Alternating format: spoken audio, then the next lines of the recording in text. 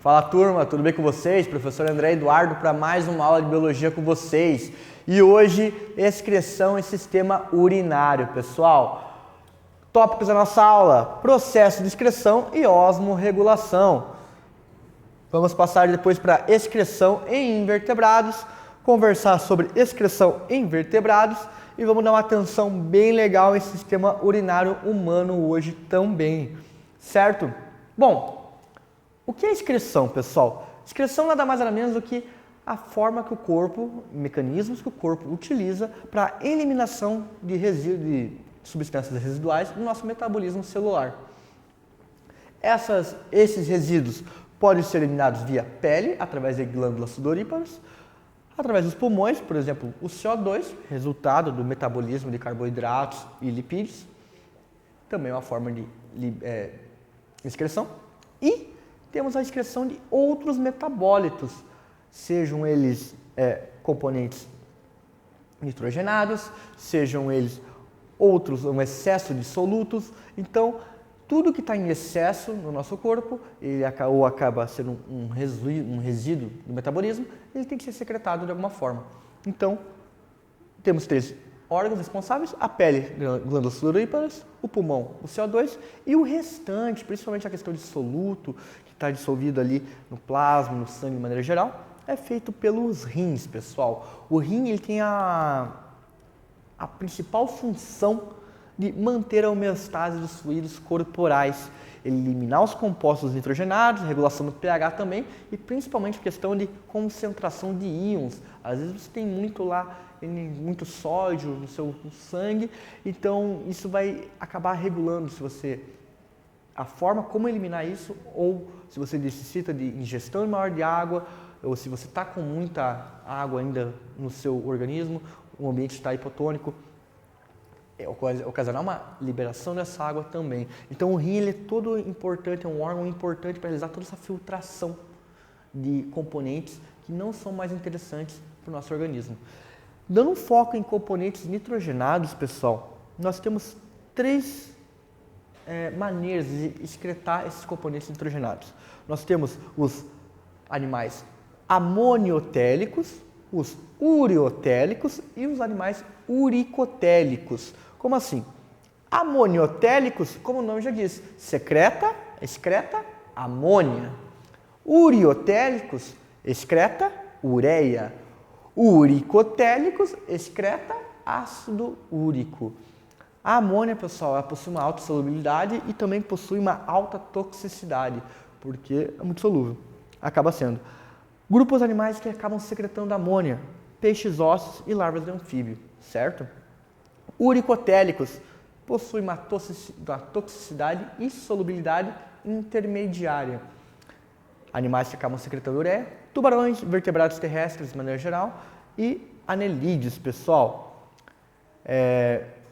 Vertebrados terrestres, não considerando os répteis ali e as aves, que vão ser uricotélicos.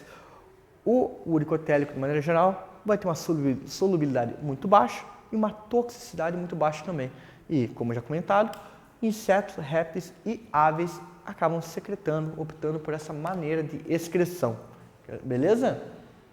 Bom, sistema excretor em invertebrados, certo? Protozoários, poríferos, quinidários e equinodermos, como eles estão em contato ali com o ambiente, acaba sendo uma difusão através da membrana plasmática direta. Principalmente ali em poríferos e quinidários, que a gente já viu ali no sistema circulatório, lembra? Como eles estão em contato direto com a água, o equinodermo também, acaba fazendo uma difusão direta ali desses excessos de resíduos metabólicos. Os plateumintos, pessoal, eles possuem as excreções nitrogenadas pela parede corporal. A água e demais íons, concentração, tudo é regulada por protonefrídeos. Anotou aí? Beleza. Nematórios, pessoal.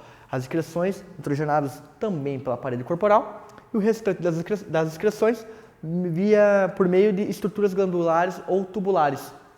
No caso ali, a maioria secreta amônia e alguns anelídeos secretam ureia, certo? Partindo para anelídeos e moluscos. principalmente sobre eles realizam a excreção através dos metanefrídeos, beleza?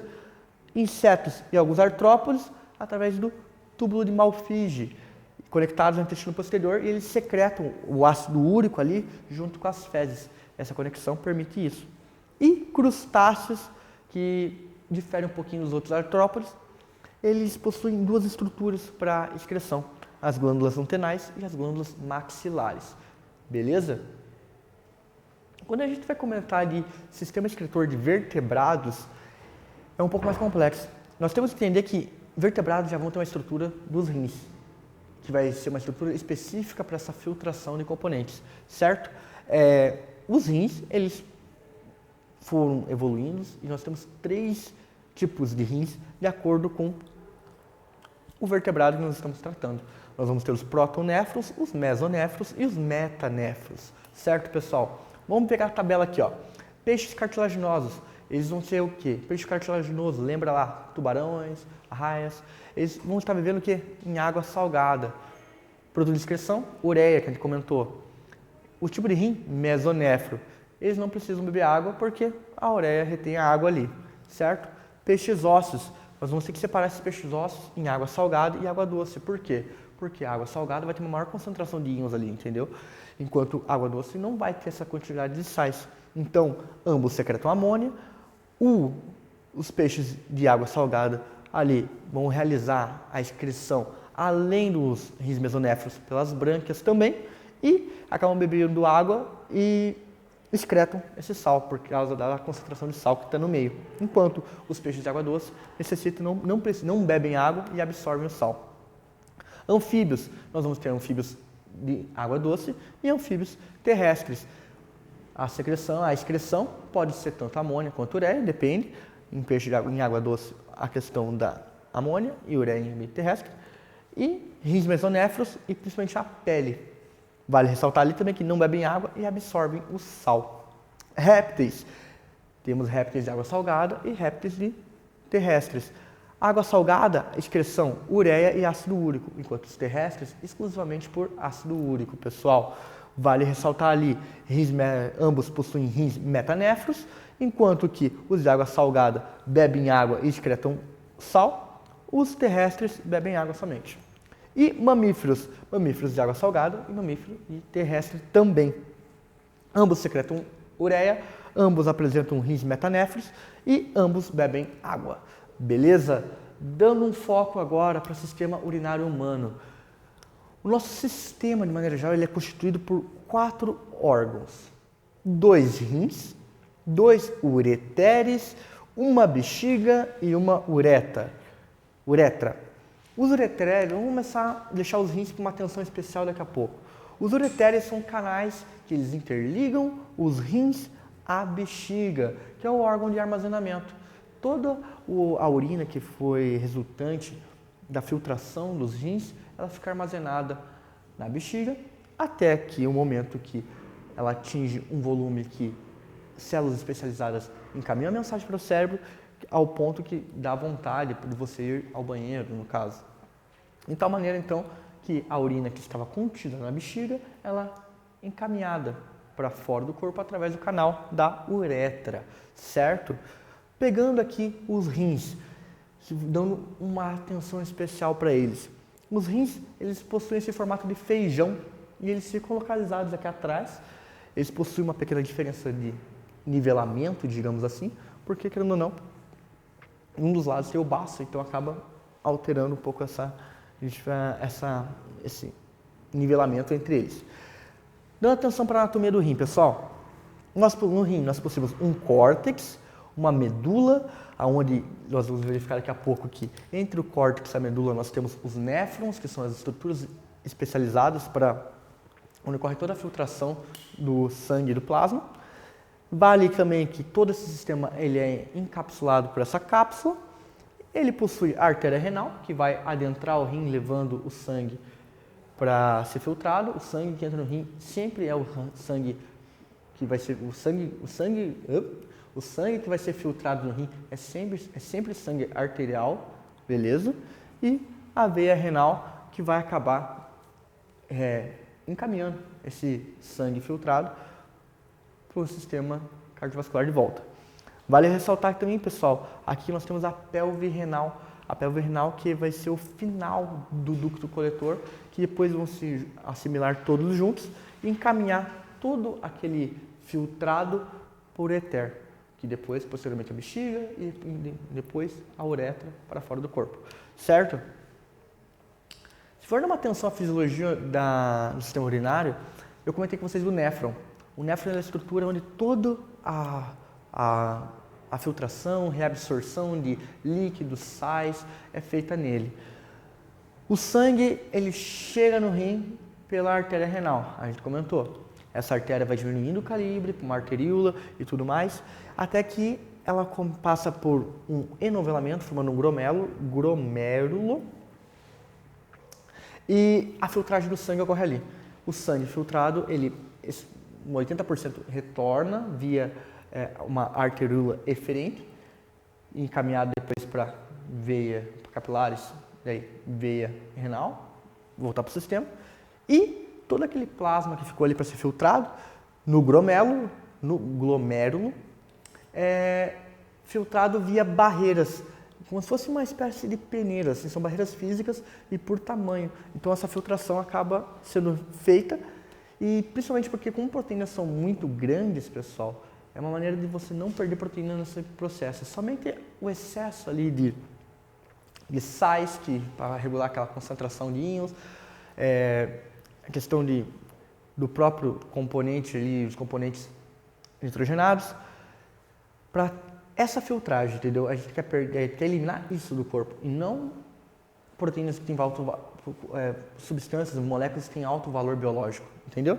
Então, toda a filtração do plasma ali, principalmente, ocorre no glomérulo.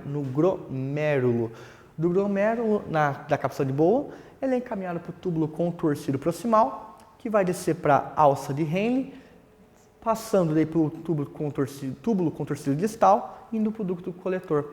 Vale ressaltar aqui que na imagem que não está, que a alça de Henle, bem aqui, ó, pessoal. Aqui em cima é córtex. E aqui em cima é medula renal. Existe essa diferença nos tecidos. O néfron, ele ocupa esses dois espaços no rim, certo?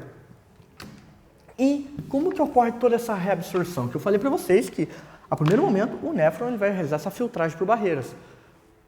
Mas existe toda uma reabsorção e secreção de nutrientes ali. Existe algumas arteríolas, a arteríola eferente, quando ela sai do glomérulo, ela encaminha, ela passa ali perto do néfron, porque ocorre uma absorção, uma reabsorção de algum sal, reabsorção de água também e tudo mais.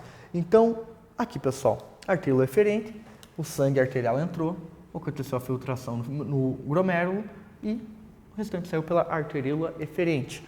No glomérulo, pessoal, o sangue é filtrado e vai sentido túbulo proximal, túbulo contorcido proximal, e ali já acontece a reabsorção ali de lúmen e também a secreção de sangue para o lúmen. Ocorre uma troca ali entre a arteríola eferente e o túbulo contorcido proximal. Quando esse túbulo ele é encaminhado para a alça de Henle, também conhecido como alça néfrica, pessoal, nessa alça ocorre principalmente a reabsorção de água, certo? Alça descendente, subindo, dentre a alça néfrica ou a alça de Henle, aqui nesse momento aqui, quase perto do túbulo distal ali, túbulo contorcido distal, nós temos a reabsorção de alguns sais minerais, potássio, cloreto de sódio, e é uma parte impermeável à água, então uma reabsorção exclusiva de sais minerais, que deve ser levada em consideração. Partiu para o túbulo contorcido distal, outra reabsorção de cloro e sódio ali, ele caminhado daí para o ducto coletor, onde também vai acontecer a reabsorção de água, sódio e secreção de potássio e hidrogênio principalmente. E o ducto coletor, ele vai ser encaminhado posteriormente para o ureter. certo, pessoal? Então, reformulando, restabelecendo o conceito. Primeiro processo, filtragem no glomérulo. Passa pelo túbulo contorcido proximal, já acontece ali reabsorção de água e proteínas. Foi para a alça néfrica que está na medula, pessoal, do rim. Primeiro momento, reabsorção de água. No segundo momento, vai ter reabsorção de sais. Foi para o túbulo distal, túbulo contorcido distal, reabsorção de cloro e sódio. Foi para o ducto coletor, reabsorção de potássio, eliminação de potássio e hidrogênio e reabsorção de água e sódio, certo? Para entender agora e fechar isso, você verificou ali que em cima dos rins tem duas estruturas que não chegou a ser comentada e vou dar uma importância para elas agora, que são as glândulas suprarrenais. São de caráter fundamental para a questão de regulação hormonal. E existe um sistema que é muito importante para essa questão que envolve os rins, que é o sistema regina-angiotensina-aldosterona, que ele é um sistema muito importante principalmente para controlar a pressão no sistema cardiovascular de maneira geral. Bom, como ele acontece? Esse sistema atua no sistema cardiovascular, regulando a pressão arterial e o tônus vascular. Ele atua também no sistema endócrino, liberando aldosterona na glândula suprarrenal. E ele também atua na questão neuronal, liberando compostos formados de fenilalanina, tirosina, e que também podem ser convertidos em neurotransmissores, como dopamina, norepinefrina e a epinefrina. Como que funciona, pessoal? Por algum motivo, no indivíduo, a pressão arterial acaba caindo. O sistema reconhece isso. Uma vez que a pressão arterial cai, renina é liberada na corrente sanguínea. Renina é uma enzima. O que ela faz? Ela vai pegar o angiotensinogênio, ele vai atuar nesse substrato, formando angiotensina 1, certo? Uma vez que você tem o substrato angiotensina 1, outra enzima entra em atuação, que é a enzima conversora de angiotensina, que ela vai pegar a angiotensina 1 e converter em angiotensina 2, certo? Uma vez que você tem a angiotensina 2 no meio, duas coisas acontecem. Primeiro, ela vai atuar no aumento da pressão arterial. E também ela vai atuar na glândula suprarrenal para ocorrer a liberação de aldosterona. E o que a aldosterona vai fazer? Ela vai atuar no rim, no rim, de maneira para entender e atuar, identificar e realizar a retenção de sal. Por quê? Você retendo sal no organismo, você não excretando sal e reabsorvendo sal, você faz com que a pressão arterial acabe aumentando. Então, é um mecanismo muito inteligente na natureza de aumentar a pressão arterial visto a uma queda súbita, algum motivo de queda. É um sistema que regula bem a pressão arterial. Essa aldosterona vai atuar aonde? Lá no néfron, beleza? Ele atua no néfron e identificando essa necessidade de reter sais ou não reter, entendeu? Tudo isso é altamente regulado por esse sistema de renina, angiotensina, aldosterona, certo? É bastante coisa, então, esse capítulo para vocês tem bastante exercício também. Vou deixar para vocês, pessoal, a página 535, 536, 537, 538 e 539 para vocês fixarem. Leiam o capítulo, façam uma leitura, resolvam esses exercícios, de maneira que vai ajudar bastante a fixar esses conceitos, certo? Tudo de melhor para vocês. Valeu, pessoal!